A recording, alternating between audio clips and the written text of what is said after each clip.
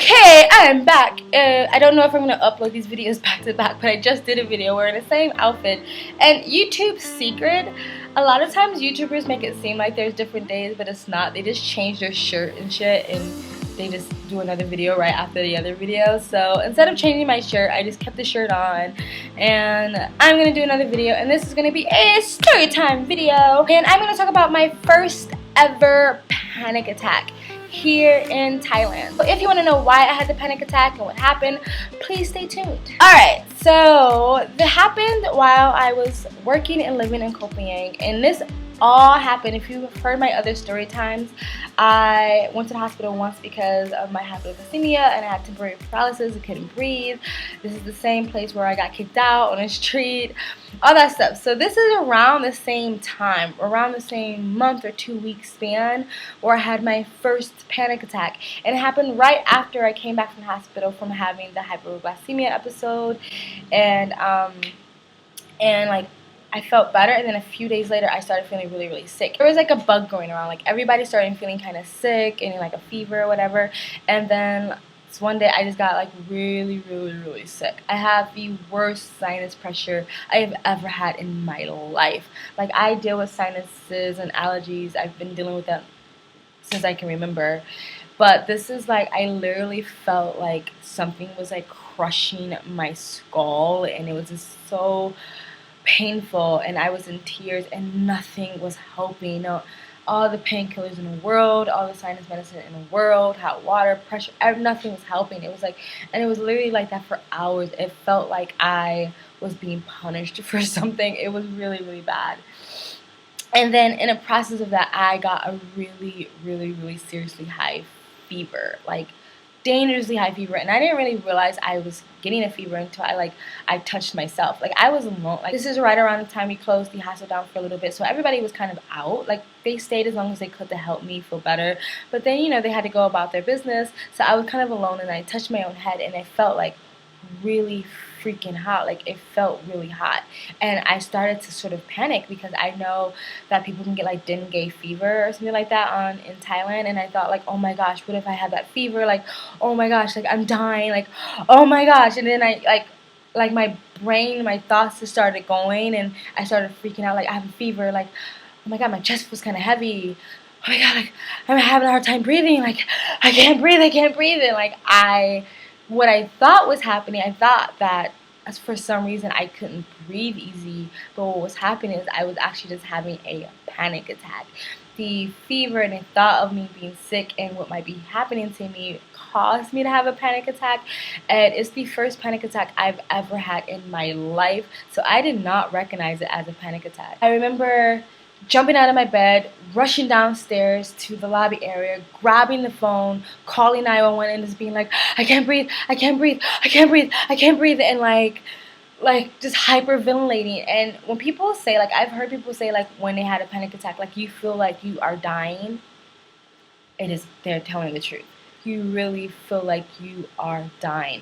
No matter what anybody was telling me, like, I was like, no, I'm dying. Like, I literally thought like 99% that I was dying. I didn't know what I was dying from, but I thought I was dying because I felt like I couldn't breathe. I felt like my breath was being sucked out of my lungs, and my chest was heavy, and like every breath I take might be my last breath. Like, I was freaking the fuck out. Like, one of my coworker friends, volunteers, came right before the ambulance hit, and she grabbed me, and I was sitting on the patio just like crying and like, I'm dying, I can't breathe, like, where's the ambulance? And the ambulance came, and like the island ambulance is more like a van. It's kind of small, but they put me in there, and then the two nurses or the paramedics was in there trying to check on me. And I remember at that moment I thought 100% I was about to die. And I remember thinking, like, I'm gonna die so far away from everybody I love and everyone I know, and Thailand, like, who's gonna know I'm dead? Who's gonna contact my family and my friends? Who's gonna tell my parents? Like, oh my gosh, what about my parents? I feel so bad for them. And all I wanted in the world at that moment were my family and my friends. It wasn't like my life flashed before my eyes, because I wasn't actually dying, but it was like, at that singular moment, I knew what was important to me, and all I wanted was to be surrounded by my family and my friends and my loved ones. The people I love, the people I respect, the people I admire, the people I want in my life, my family and my friends. And I remember like not even caring that I was like, I'm dying. I don't care. All I want right now before I die, I just want to be able to look at my family and my friends one more time. I remember it was like this moment in the avalanche of thinking of this. Anyway, we get to the hospital and they put me down and they try to strap me down. They try to like strap my arms down because I guess the lady was trying to put something over my mouth, and I was like, no, no, no, no, no, because like when you feel panicked, you already feel claustrophobic. You don't want to be like more covered and held down and submerged in anything. So they were trying to put something in my mouth, and I was like, no, like I don't want anything in my mouth. I can't breathe. Like I wasn't thinking straight, and so they tried to hold my arm, pin my arms down, which is like the opposite thing to do to someone who's having a panic attack. Like the last thing you need is to be held down. This is gonna make you panic even more. Luckily, the doctor came and kind of was like, no, no, no, like stop trying, like leave her alone. And she came over to me and she explained to me like the mask is just oxygen to help me breathe because I was saying I can't breathe. And then slowly but surely she kind of explained to me, you are having a panic attack. And at first I was like, no, like I'm dying. Like I know I'm dying. Like I'm not just having a panic attack. But I think with the oxygen and her being very calm and talking to me and soothing, and she had a good way about herself, I started to, she would just like, just take deep breaths, like just follow me, like breathe in, breathe out, breathe in, breathe out. And eventually I started to calm down.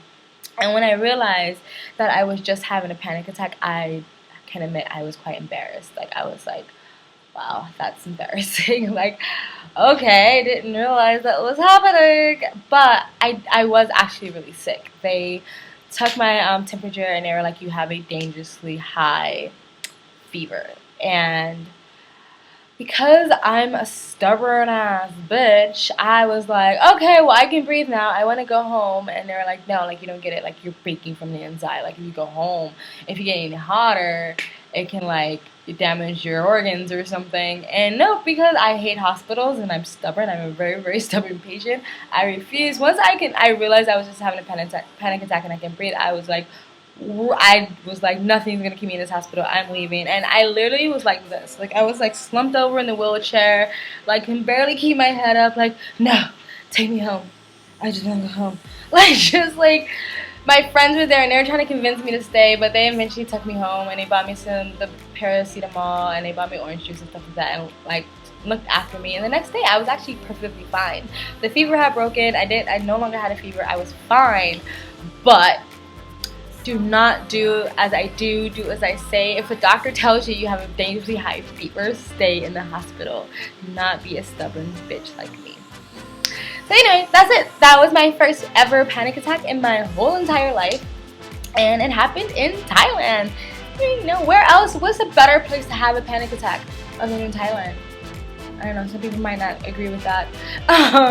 Anyway guys, that's it. That was my story time. This is probably the shortest story time I've ever had on YouTube in the history of my YouTube channel. And thank you. Tell me guys what you think. Have you guys ever experienced a panic attack? And if you have, like, do you agree, like, you feel like you're dying? Like, tell me, you know, explain the experience. Do you regularly have panic attacks? If you do, I feel for you because those suck. Anyway, like this video if you want to like it, share this video if you want to share it, guys, and if you want to continue to follow me on this crazy, beautiful game called life, please subscribe, and if you subscribe, hit the bell so you get the notifications when I upload, and check out the links below. Thank you guys from Live, Love, Life, and Travel. I've been roaming around, I was looking down, and all I see